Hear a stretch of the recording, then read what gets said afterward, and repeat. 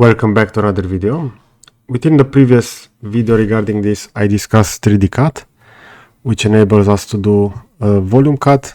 We can select either a part, a sub-assembly, or the large assembly over there. Now I want to discuss the first option, which will be silhouette.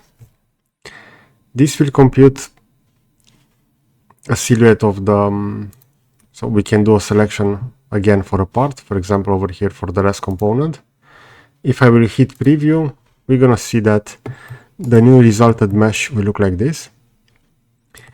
Now if you haven't checked my previous two videos regarding 3D cut and the difference between a NURBS model and a polygonal model, you may notice that the model will look over here quite similar to the one from the viewport, but this one is parametric and this one will be defined by triangles.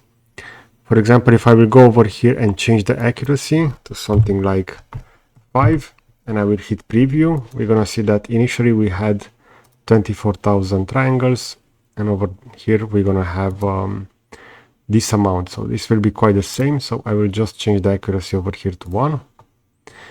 And we see that I also enable the simplification in this case with an accuracy of 1 millimeter, and the part has changed dramatically over here. So we see that especially for rounded elements where we have some circular shapes, in order to define those circles, we are actually going to have small edges that will be linked as triangles to define the mesh. So in this case, with a simplification, the model will lose a lot of detail.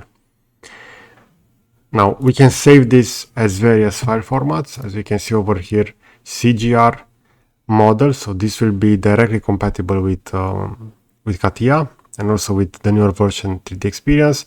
But we also have WRL and STL file format, which are standardized file formats. So they can be imported into other solutions as well.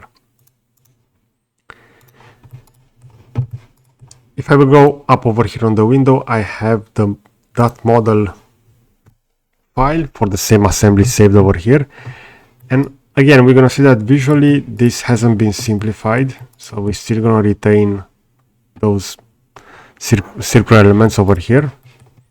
But if I will go over here and I will go to wireframe, we're going to see the main difference. So for example, over here on the top end part, we're going to have all those small edges that will need to be connected as a triangle to define the mesh.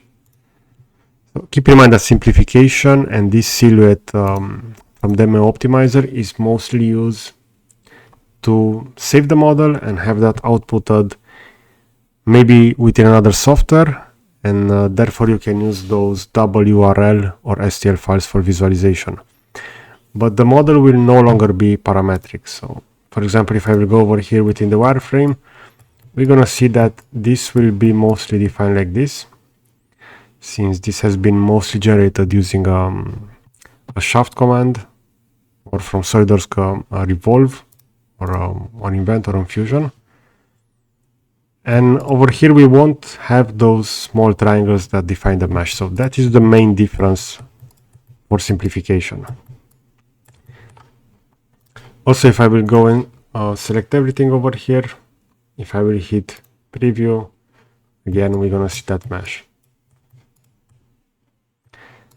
And just like the 3D cut, we can go only for specific elements. So we see that in this case, this element hasn't been added, the selection.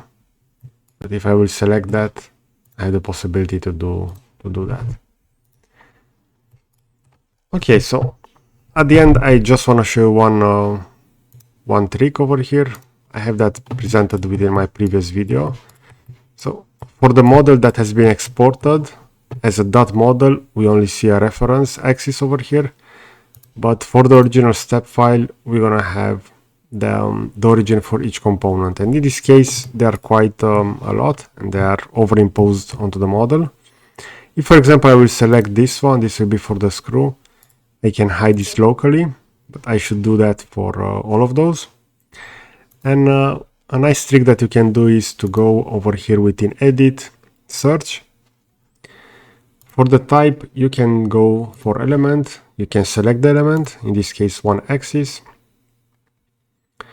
Afterwards, we can use this search everywhere. So over here, we're gonna leave this everywhere. I'm just gonna do the search and all of those will be selected. We just need to check the select object over here button, and we have 68 objects. I can select those, hit OK. And now if I will just hide one, I have Alt V for hide, we're gonna see that all of those will be hidden. And if we're gonna go over here where we have everything that is hidden, so for the other desktop, we can do the same and we can move those back in if you want to. Okay, so I hope you enjoy this kind of content. I will position a similar video on the left side and a subscribe button to the right. So that's it. Thanks for watching.